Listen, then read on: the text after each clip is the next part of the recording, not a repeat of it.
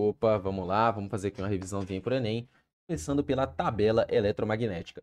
De maneira muito simples, a gente tem que estabelecer uma relação muito importante para a gente resolver as questões do Enem, que é a relação entre comprimento de onda e frequência. Então, de maneira muito simples, vamos lá. O que a gente pode perceber a fazer a análise dessa tabela, começando pela tabela da esquerda? A gente percebe o seguinte: temos ali o primeiro tipo de radiação, que é relacionando com o comprimento de onda, que é o rádio, que é 10 elevado à terceira. O que a gente percebe nisso? O comprimento de onda aqui, ele é muito alto. E a gente tem uma frequência, olhando logo abaixo, na cor vermelha, 10 elevado à quarta. A gente pode estabelecer uma relação que funciona da seguinte maneira, e eu vou provar que essa relação ela é feita de maneira correta. 10 elevado à terceira, temos uma frequência de 10 elevado à quarta.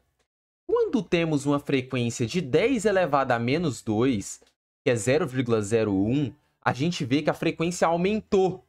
Ou seja, quanto menor esse comprimento de onda, era 10 elevado a 3, caiu para 10 elevado a menos 2, virando uma micro-onda, a gente viu ali um aumento de 4 no expoente, a gente viu ali um aumento de frequência, 10 elevado a 8, ainda com a cor vermelha, mas já com a frequência bem maior. E a gente pode ver isso estabelecido na parte ali, ó, na parte de cima da tabela com as listras vermelhas. Começamos ali com um comprimento de onda muito elevado, e esse comprimento de onda ele vai diminuindo de acordo com os tipos de radiações. Vamos para o próximo exemplo, que é o exemplo do infravermelho, que já é 10 elevado a menos 5. Então a gente já tem ali um comprimento de onda bem menor. E com um comprimento de onda menor, temos o quê? Uma elevada frequência. Como podemos ver, 10 elevado a 12. Ali na parte de cima representada, a gente vê o quanto que se repete as lambdas, né? As ondas, se repetindo agora com uma frequência muito maior. Nos exercícios costumam cair algumas coisas principais. Ou eles costumam comparar os tipos de radiação, né? Rádio, micro-ondas, infravermelho, luz visível. Ou ele costuma relacionar frequência com cores. Então é muito importante a gente saber também essas diferenças, saber esses expoentes elevados na base 10, é essencial. Vamos dar um exemplo. O exercício pede lá. A cor violeta, ela tem uma baixa frequência ou uma alta frequência e ela te dá lá a tabela. Ou nem te dá a tabela, te dá um texto falando, por exemplo. Quanto menor o nosso comprimento de onda, mais informações recebem, não sei o quê. Qual é o tipo de radiação estabelecida? Ou qual é a cor estabelecida? Então, o que ele está falando para a gente? Ele quer algo que tenha um comprimento de onda menor, né? Comprimento de onda menor. Isso daqui é uma seta aqui, ó. Beleza. Um comprimento de onda menor. Se ele quer um comprimento de onda menor, e ele nos deu lá a opção, por exemplo, ele deu a cor vermelha, deu a amarela, a verde e a violeta. Vou colocar aqui, onde eu risquei preto. Deu vermelha, amarelo, verde, violeta. Se ele quer um comprimento de onda menor, ele vai dar o quê? Uma alta frequência. Por quê? Menor comprimento de onda, alta frequência. Quem tem a frequência maior, então? O vermelho, o amarelo, o verde ou o violeta? Logo percebe-se que o violeta tem um comprimento de onda maior. Peraí. Oi, quem é? Tem um segundo. Depois eu pulo o vídeo. Eita, eu tô ocupado. Vai lá. Voltando, desculpa a interrupção. Então é isso. Comprimento de onda maior, menor a frequência. É assim a gente fazer sempre essa relação inversamente proporcional. Maior comprimento de onda, menor a frequência. Menor o comprimento de onda, maior a frequência. E aí a gente memorizar que o rádio é o que tem o maior comprimento de onda, então ele representa ali a cor vermelha. A micro-ondas já é menor, o infravermelho menor ainda, luz visível menor ainda esse comprimento de onda, ultravioleta muito menor, raios X menor ainda e raios gamas o menor de todos, 10 elevado a menos 12. Vamos lá, se o comprimento de onda dele é extremamente baixo, ele vai ter o quê? Uma alta frequência. Se você entendeu isso, tá tranquilo demais. Essa parte de ondas sonoras eu não vou entrar muito, porque eu também não manjo, teria que dar uma estudada a mais. Então vamos pro próximo conteúdo. A relação que eu aprendi esses tempos para trás foi essa aqui. Beleza. Agora eu vou aproveitar para falar um pouco sobre imunologia. Fiz aqui um esqueminha dos deuses aqui, muito bom. E vou falar um pouco sobre imunologia. Na imunologia, a gente tem 4 tipos de processos.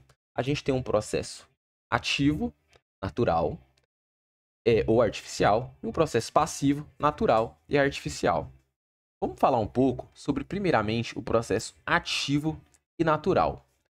O processo ativo e natural, de uma maneira muito simples, é quando você recebe um antígeno patógeno, logo eu vou explicar o que é um antígeno e o que é um patógeno, e ele vem no seu corpo de maneira natural. Por exemplo, alguém, está gripado, espirrou na sua cara e você pegou um vírus, uma gripe, né?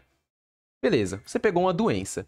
Qual que é o procedimento normal do seu corpo? O seu corpo ele vai reconhecer que tem ali algo diferente. Logo eu vou explicar também como ocorre essa identificação.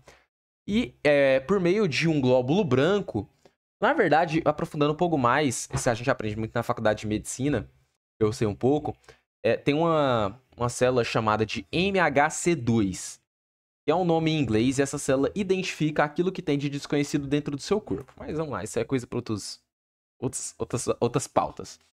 Então você pegou aquela doença, o seu corpo vai trabalhar de forma natural. Ele vai, de maneira lenta, estudar o vírus, começar a produzir anticorpos para aquele vírus, de uma maneira realmente ativa, né? Ativo, porque o seu corpo vai estar trabalhando, vai estar gastando energia de uma maneira natural, não vai ter nada externo influenciando. Então, realmente é ele colocando a mão na massa. Agora, muita gente pensa que o passivo é a vacina, mas não. A vacina, ela também é ativa e eu vou te mostrar o porquê. Para a gente falar de vacina, a gente tem que falar primeiro também de patógenos, de doenças, só que inativadas ou então atenuadas. Vamos lá, primeiramente por partes. O que é uma vacina? Uma vacina, ela tem ali dentro dela, dentro do seu composto, um RNA mensageiro de um vírus. É como se fosse uma doença. Na verdade, é uma doença, só que atenuada e inativada. O que é atenuada?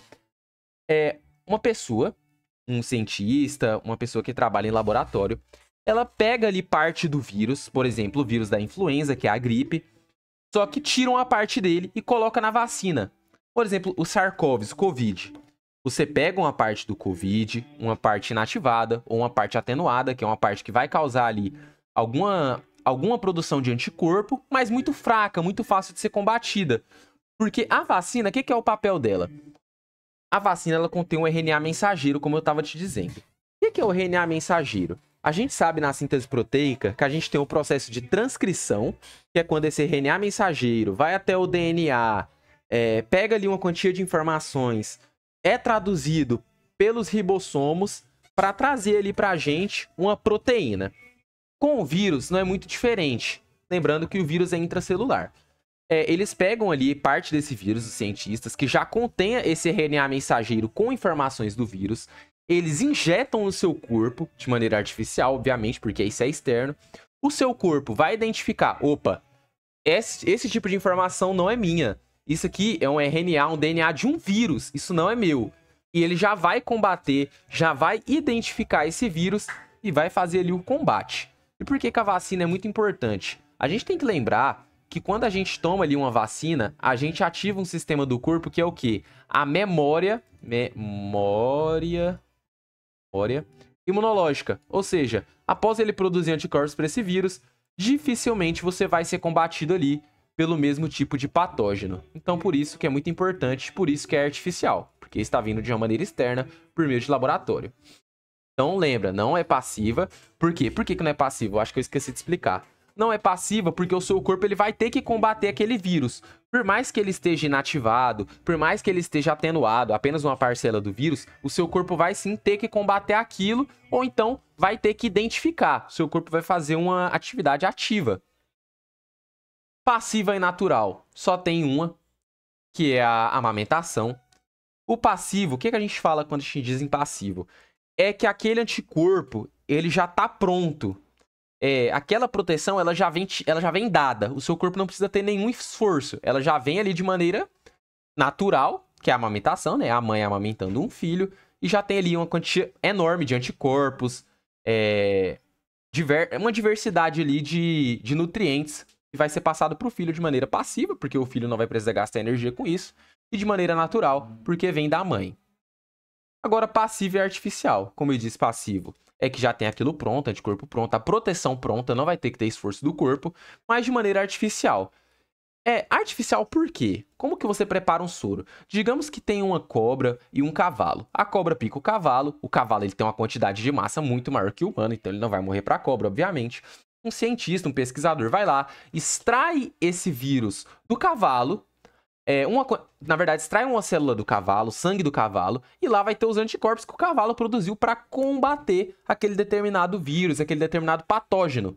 Então, de maneira muito simples, os cientistas armazenam esse vírus, fazem um estudo desse sangue e preparam um soro que funciona como antídoto para o corpo humano. Já tem um anticorpo para determinado patógeno, de maneira artificial, a pessoa ingere aquele soro e aí ela está protegida de maneira passiva, sem o corpo dela ter que fazer nenhum tipo de processo.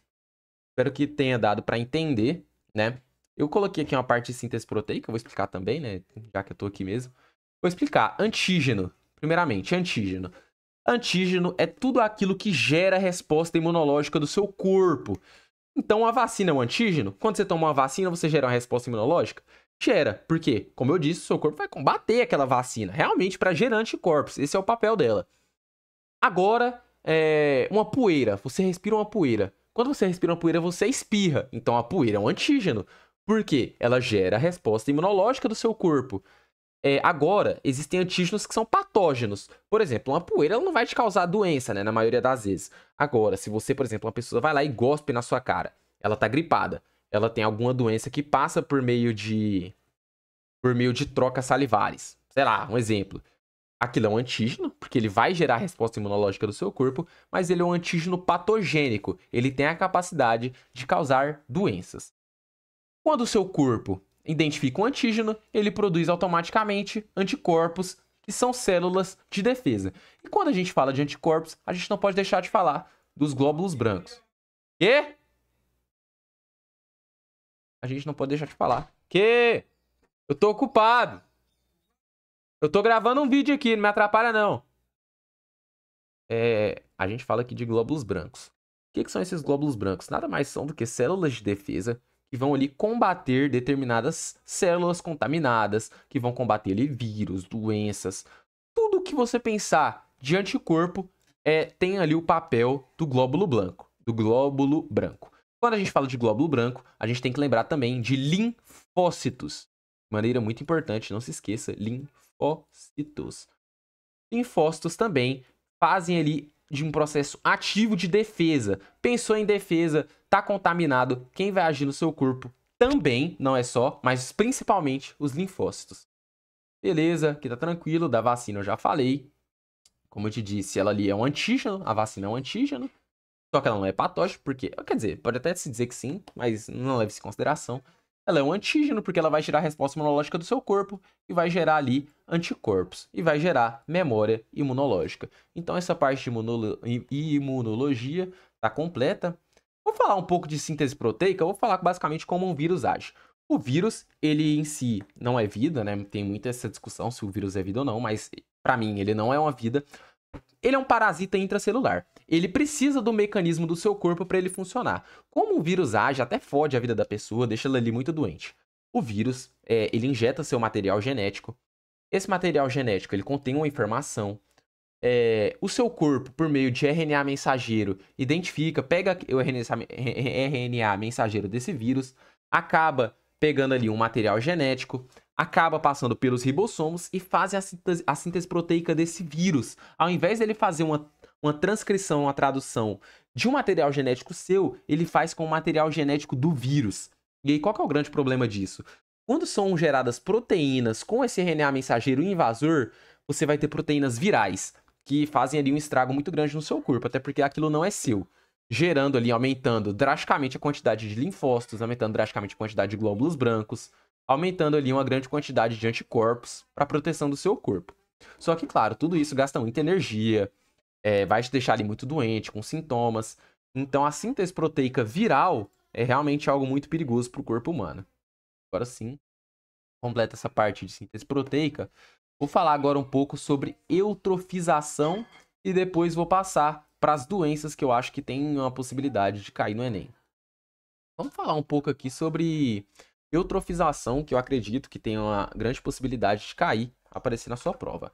Já tá 15 minutinhos? Beleza. Eutrofização.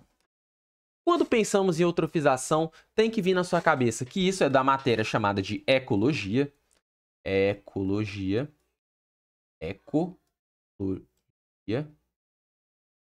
Beleza, ecologia. E a gente tem que pensar em matéria orgânica. Vamos lá, passo a passo. Beleza. Eutrofização.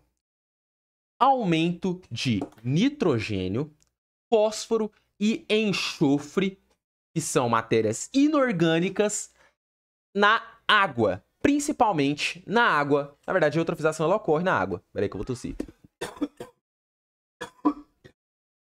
Acontece na água.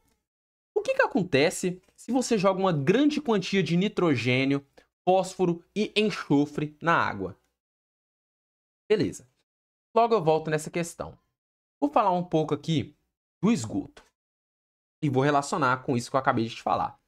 Se você joga esgoto pra caralho no rio, esse esgoto vai ter ali matéria orgânica, uma banana, que vai ser decomposta por organismos aeróbicos ou anaeróbicos, que vai gerar ali gás metano, vai gerar ali gás carbônico, já gerando uma contaminação daquela água, gerando uma contaminação do meio ambiente. E não só isso. Quando é decomposto, o que tem numa banana? O que tem, por exemplo, num verme, um ser humano que morre é jogado ali no lago? Ele tem nitrogênio no corpo, ele tem fósforo no corpo, ele tem fósforo, enxofre, tem tudo, tem muita matéria inorgânica. Matéria inorgânica é essa que vai para esse rio, para essa água.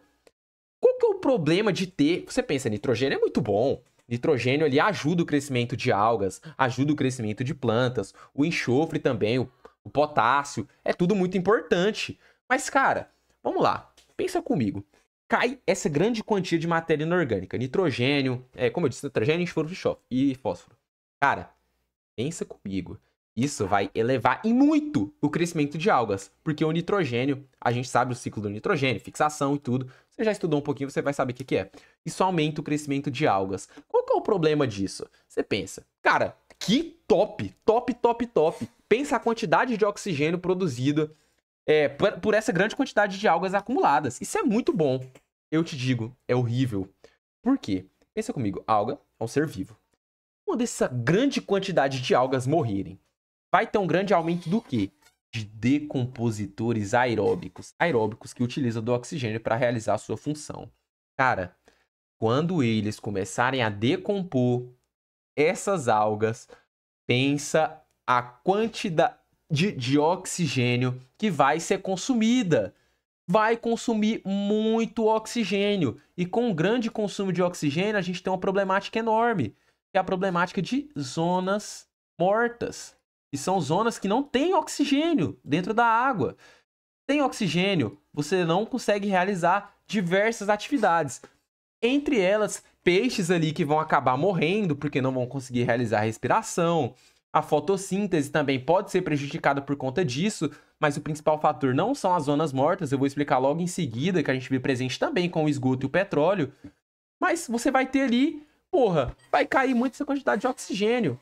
Então, organismos vivos não vão conseguir viver aqui naquela região, gerando zonas mortas. Nós teremos ali uma área eutrofizada, uma área com a poluição eutrofizada.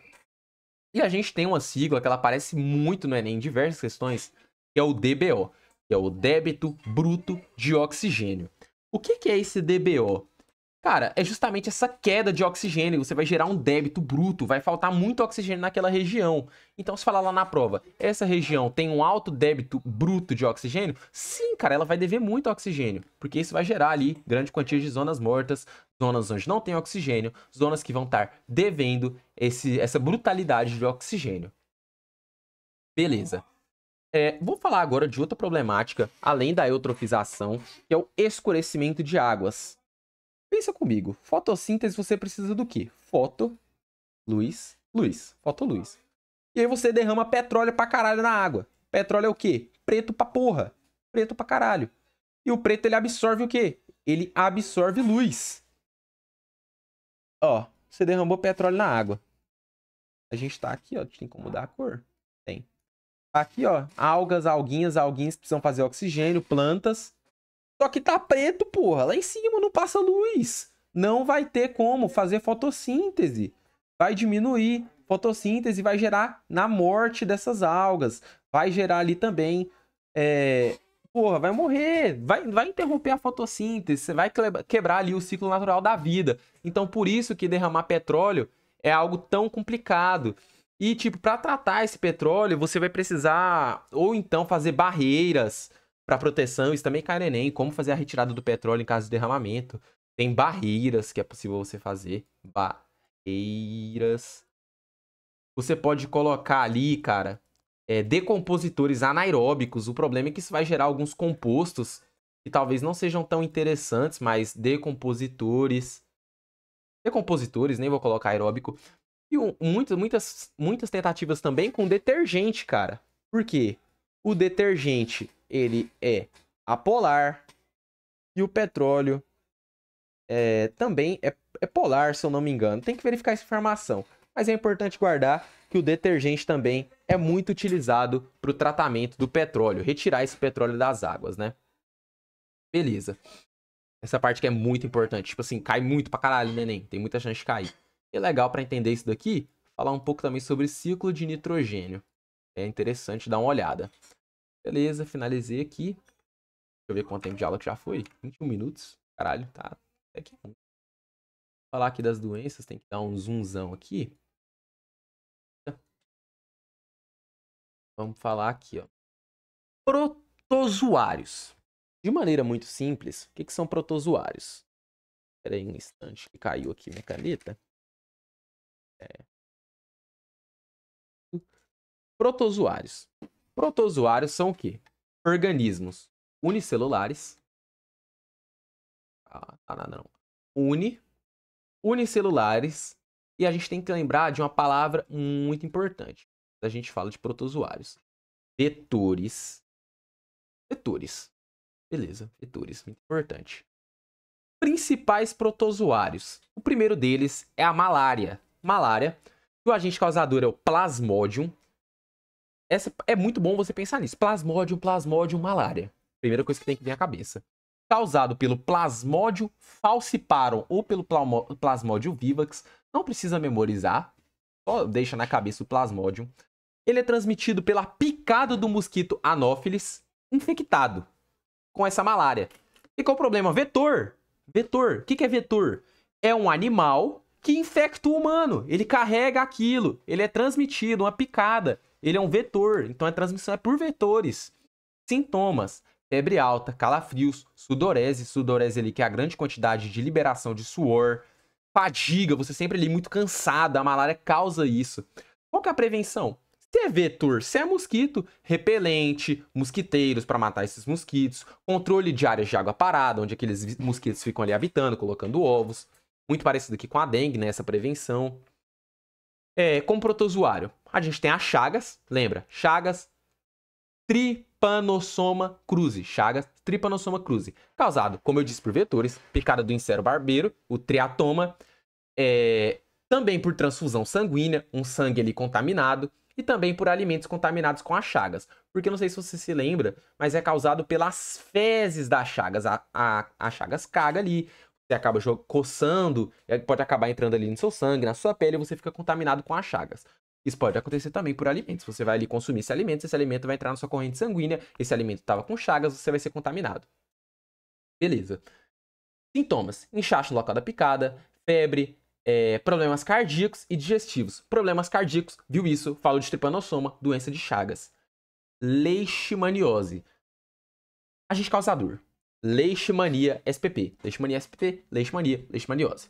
Transmissão: piscada do mosquito palha, lutzomia. Lembra? Picada do mosquito palha. Vetor, lembra? Não precisa ficar memorizando o nome. Triatoma, Anopheles, lutzomia. Pensa o quê? Vetores. Vetores, protozoários. Cara, porra, não falha. Muito por vetores, muito por mosquito, muito por insetos. Fica ligado nisso. Lembrando também dos nomes que é fácil. Leishmania. Você lembra ali da leishmaniose. Trypanosoma cruzi, muito famoso, lembrar das chagas. Plasmodium, lembrar ali da malária. Aqui eu não coloquei, mas eu vou estar falando que é o quê? No Enem, como que isso é muito cobrado?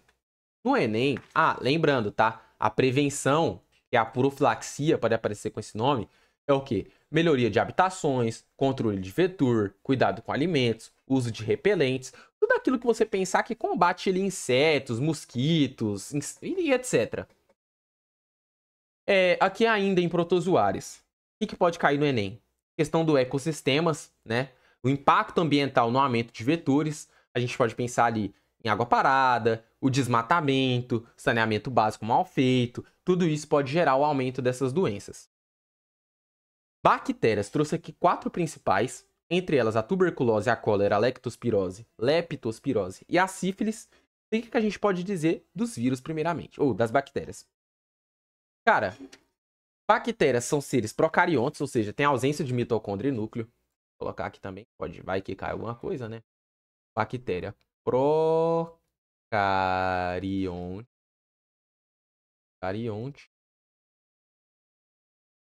Procariontes. E combatidas, geralmente, que é um macetezinho, que muita gente se confunde na hora da prova. Batidas por antibióticos.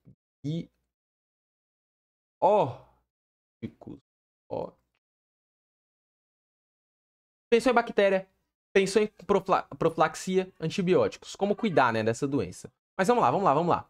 Tuberculose. Agente causador. Mycobacterium tuberculosis. Não precisa memorizar, como falei. Pensa o quê? Transmissão. Gotículas de saliva no ar. Espirrou, tossiu na sua cara, gritou na sua cara, caiu aquela gotícula de saliva na sua boca, no seu nariz. Você tá fudido.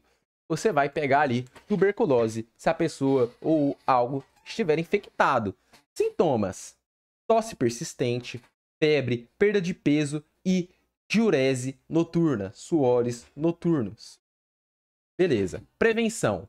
Cara, graças a Deus, a ciência avança, novas vacinas são criadas. A gente tem a vacina BCG, que evita de pegar tuberculose. É por isso que não vai cair na sua prova? Não. Inclusive, pode falar dessa vacina. Inclusive, pode falar da irresponsabilidade de pais que não fazem a vacinação dos seus filhos. Então, o que é muito importante? Ter um diagnóstico também e um tratamento precoce em caso de pegar essa tuberculose. A gente tem também a cólera, que o agente causador é o Vibrio cholerae. A transmissão é feita por água e alimentos contaminados. Os sintomas: diarreia intensa, vômito e desidratação severa. E o que? Cara, como eu disse, muito dessas doenças são causadas por realmente falta de saneamento básico, higiene e consumo de água tratada. Principalmente porque aqui na cólera, como que se pega a cólera? Por água e alimentos contaminados, cara. Então, falou em água e alimentos contaminados, falou em bactéria, falou em ser procarionte, falou ali também em antibiótico como maneira de tratamento. Lembra da cólera, porque a cólera ali, falou em falta de saneamento básico, lembra dela. Cara, precisa ter ali um saneamento básico, uma água tratada, uma higiene na hora de cozinhar os alimentos, um bom cozimento. Então lembra da cólera.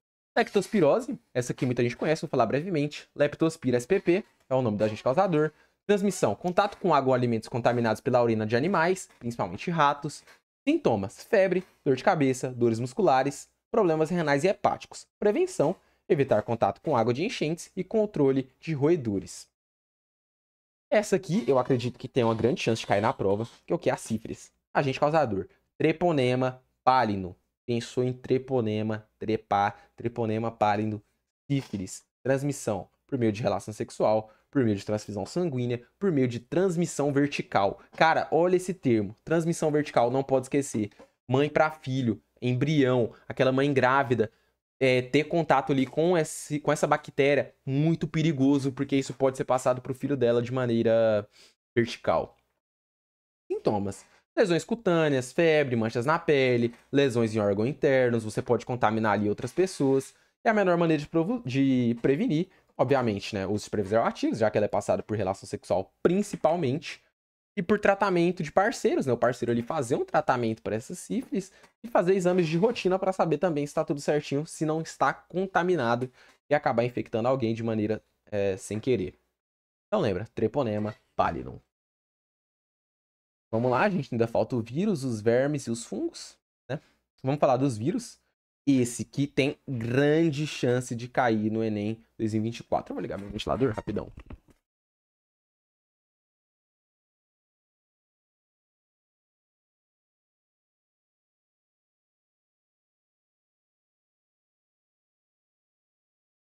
Vamos lá, vírus. O que a gente pode falar, cara, dessa doença que é muito presente, esse patógeno, muito presente em provas. Deu uma bugada aqui, mano. Não tem problema não. Vírus. Tá me incomodando, peraí. Aí. Vírus. Dengue. Agente causador é o vírus da Gemp. A gente tem aqui. Eu acho que não vai cobrar sorotips, mas tem esses nomes que você tá vendo aí. Pensa, vírus da dengue, agente causador. Transmissão. Picada de mosquito, vetor, Aedes aegypti. Teve ali febre alta pra caramba, muita dor muscular, o corpo dói, dor atrás dos olhos, manchas vermelhas na pele. Cara, é dengue, Aedes aegypti. Sim, muita chance de cair na prova. Então lembra, falou ali de Aedes aegypti, falou de sorotipos, dengue 1, dengue 2, dengue 3, dengue 4, é dengue. Prevenção, controle do mosquito, evitar água parada, usar repelentes para afastar. A gente tem também a zika, que também é pelo mosquito Aedes aegypti. Tem transmissão vertical, que eu já expliquei o que é. É transmitido pelo vírus da zika. Tem ali febre, dor também. Só que a gente tem agora a presença de erupções, causando ali também microcefalia em fetos, por isso da transmissão vertical. Prevenção, a mesma da dengue. HIV e AIDS e hepatites. Cara, presta muita atenção. Hepatite, muita chance de cair na prova. Vamos começar pela AIDS aqui, mas a gente logo vai falar da hepatite. Agente causador, HIV. Todo mundo conhece, né? AIDS, já pensa logo na HIV. Transmissão, sangue. Transfusão sanguínea. Relações sexuais desprotegidas. Também tem a transmissão vertical. Meu Deus, a sua prova cobrar gestantes. A gente pensando em HIV, a gente pensando em zika, a gente pensando em sífilis, tudo isso que tem transmissão vertical, perigo de gestante, perigo para o filho. Vamos ficar atento a esses detalhes.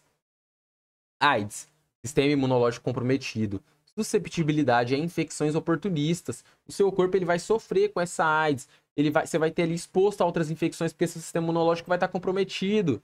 Entendeu? Suas células T de proteção vão ter ali uma queda. Elas não vão reconhecer esse vírus e o vírus vai ficar te atacando, vai diminuir seu sistema imunológico. Como? Uso de preservativo. Tudo que a gente fala de infecção sexualmente transmissível, a gente pensa em preservativo. E a gente pensa também em acompanhamento para ver se está tudo certo. E também a gente tem um tratamento com antirretrovirais. Hepatite. Cara, vamos lá com muita calma. Hepatite, a gente tem que pensar o quê? Agente causador. Vírus da hepatite A, B ou C. Hepatite A. Água e alimentos contaminados. Pronto, pensou em saneamento básico. Hepatite B e C. Sangue e relações sexuais. Então você vai pensar o quê? Cuidado com transfusão sanguínea. Vai pensar em quê? Uso de preservativos. Fechou. Febre, icterícia, cansaço. Pode evoluir ali para algo mais grave. Prevenção. Vacinas para hepatite A e B. Você pensa, uai, Guilherme, e a C? Fudeu. Fudeu porque não tem. Não tem vacina. Então tem que tomar muito cuidado com relação sexual. A sua questão, ela pode explorar essa questão de que a vitamina C não tem. Não tem ali uma vacina. Enquanto a hepatite A e B já tem uma vacina. Enquanto a hepatite A é por água e alimentos contaminados e a B e a C são doenças infectotransmissíveis. Tem que tomar muito cuidado. Infecto-sexual transmissíveis. Então tem que tomar muito cuidado. Também sempre uso de preservativos e higiene. Vamos agora para vermes, que já não é tão presente na prova, mas pode aparecer. Aqui a ascaridíase, que é o que? Causado pela Ascaris lumbricoides, a famosa lombriga. Ingestão de alimentos contaminados com ovos do parasita, levando ali a dor abdominal, perda de peso e problemas intestinais. Cara, vamos lá, beleza. Então essa é a ascaridíase. Esquistossomose, causada pela Esquistossoma mansoni. Penetração de larvas pela pele em águas contaminadas. Aquela larva, ela penetra na sua pele e acaba ali muitas vezes colocando ovos, ou então realmente trazendo essa doença, né? Ele transmite, é um vetor, levando essa doença até você, esse verme. Evitar ali controle com águas contaminadas e controle de caramujos, porque caramujos também carregam essa doença. Porra, puta que pariu, eu tenho um nojo do caralho de caramujo. Porra, muita doença, um vetor, uma praga. Tem a teníase e a cisticercose. Cara, presta atenção, essa parte é a mais importante de vermes. Teníase, causada pela Taenia solium e a Taenia saginata. A Taenia solium, que é o quê? Porco, presente no porco, na carne do porco, cara. Na carne do porco. Dá pra pensar numa coisa dessa? Agora que eu tô vendo aqui que eu não falei de meningite, né? Falei de meningite, eu já falei de bactérias. Já falei de bactérias, não falei de meningite. Vou voltar aqui rapidão, se perder o foco. Mas meningite também é muito fácil. É causada por gotículas respiratórias. Ela causa uma rigidez no pescoço. Então, falou de rigidez no pescoço, pensa em meningite. E também precisa de vacinação e higiene. Já existe vacina para meningite. Voltando aqui agora na teníase. Causado pela Taenia solium, né? Taenia saginata. A Taenia solium que causa as duas doenças. Que é ali principalmente no porco, né? Muita gente tem até nojo de porco por causa disso, mas a gente pode entrar também no aprofundamento, explicar um pouco sobre isso. E a Taenia saginata, que é no boi. Transmissão: carne mal cozida, com cisticercose, com cistíticos, né, que é o verme. E ele também ingestão de ovos do verme. Que nojo. Sintomas: teníase, que é dor abdominal, perda de peso, e a cicose, as lesões neurológicas. O cara fica doido, velho. Começa a comer o cérebro. Comer o cérebro, literalmente. Isso é a cisticercose. Prevenção: cozinhar bem as carnes, higiene pessoal, saneamento básico. Prevenção, né? Falei errado. Beleza, então é isso. O que a gente pode explorar aqui, cara? Muito importante dizer que a Taenia solium do porco causa teníase e cisticercose e Taenia saginata apenas a teníase, que é do boi. Muita gente pensa que tem que parar de comer carne de porco. Nossa, que nojo do caralho, vou parar de comer. Mas não, porque hoje em dia, é óbvio que vai depender muito do açougue onde você vai comprar sua carne, mas o porco e o boi são animais, principalmente o porco, muito limpos hoje em dia, já não tem muito esses problemas. A ancilostomose você pode ler aí, é basicamente muito parecido ali também com a esquistossomose.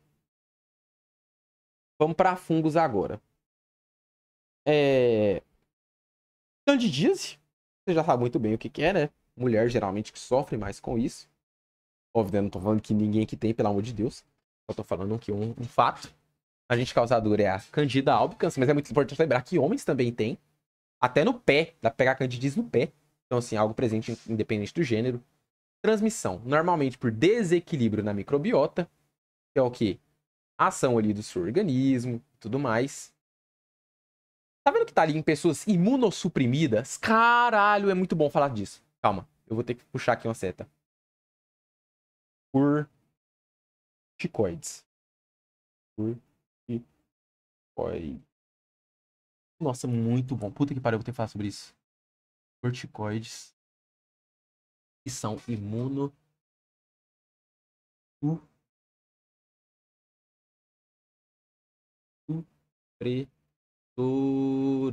imunossupressores. Relacionado também ao estresse. Também tem remédios. Logo eu entro nesse detalhe. Corticoides, imunossupressores. O que são imunossupressores? Ele tem uma pausa no sistema imune. Ele pausa o seu sistema imunológico. Ele pausa a sua produção de anticorpos. Por que as pessoas usam corticoides, Guilherme? Principalmente cirurgias, transfusão de órgão.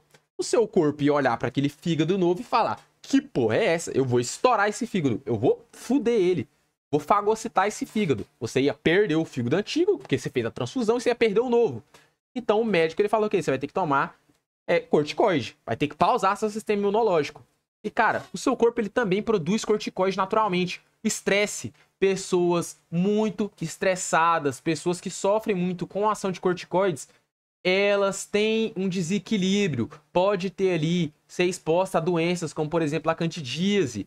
Então, tomar muito cuidado com, por exemplo, o excesso de corticoide, quem toma esse tipo de remédio. Muita gente também ali acaba engordando com os de corticoide, mas aí já é uma coisa mais aprofundada. Causado também pelo estresse. Lembrando, você falava imunossupressor. O que é imunossupressor? Pessoas com sistema imunológico pausado, fragilizado. Histoplasmose. Profilaxia, higiene adequada, roupas leves, evitar os excessivos de antibióticos. E também lembrando que não necessariamente é por atividade sexual, mas pode ser causada. Tem que tomar cuidado, viu? E causa também ali corrimento. Histoplasmose, um pouco menos conhecido, causado pelo Histoplasma capsulatum. Inalação de esporo presente em fezes de aves e morcegos, então tomar muito cuidado com fezes desses animais, né? Causa ali problemas respiratórios, febres e pode ser grave em imunossuprimidos. Acabei de explicar o que é. Prevenção, uso de máscaras em áreas de risco, evitar a exposição a fezes de aves e morcegos. Pé de atleta é o Trichopton. Muito difícil falar, foda-se. Fungos do gênero Trichopton. Contato com superfícies úmidas contaminadas, como vestiários ou locais públicos úmidos. Você pisando ali, pensa pisando naquela areia toda mijada de animal, de cachorro, gato, que nojo. E tem um vírus desse. Ele vai causar ali coceira, descamação e rachadura na pele dos pés. É muito feio. Prevenção. Higienizar e secar bem os pés. Isso é principalmente por umidade, tá? Principalmente fungos em si lembram umidade. Pessoas com muita umidade sofrem com fungos. Pessoas ali com uma grande camada de gordura. Pessoas ali que não, por exemplo, deixa respirar ali a área genital. Tudo pode causar esse tipo de problema. Então evitar também andar descalço. Ok, Heitor? Um segundo. Tem esse jogo aqui, ó. Aqui o nome, ó. Esse jogo aí, ó. Bom. Então, peraí, só dá um segundo. Então, basicamente, foi isso. A gente falou de tudo. E vambora. Não tem mais nada pra falar, não. Muito obrigado.